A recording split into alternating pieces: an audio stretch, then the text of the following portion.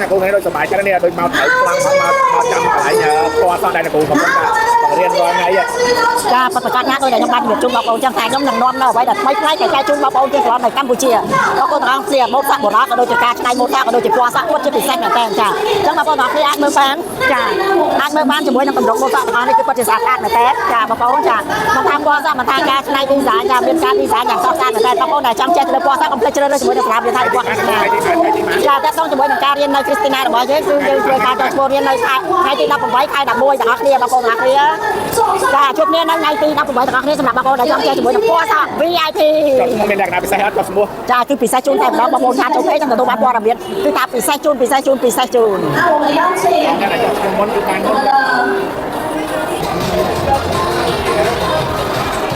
ចាបងប្អូនទាំងអស់គ្នាគឺជាម៉ូតសក់ក៏ដូចជាពណ៌សក់ការប្រកួតម៉ូតសក់នៅតៃវ៉ាន់ផងដែរបងប្អូនមិនថាម៉ូតសក់មិនថាពណ៌សក់ការឌីហ្សាញម៉ូតសក់ពិតជាថ្មីប្លែកមែនតើខ្ញុំនឹងនាំយកនៅម៉ូតសក់ទាំងអស់នេះទៅចែកជូនបងប្អូនទាំងអស់គ្នានៅប្រទេសកម្ពុជារបស់យើងបងប្អូនដែលចង់ចែកអាចធ្វើការចុះឈ្មោះបានដែលខ្ញុំមានបើកបរិយាពណ៌សក់ VIP នៅថ្ងៃទី18ខែ11ជួបគ្នាទាំងអស់គ្នា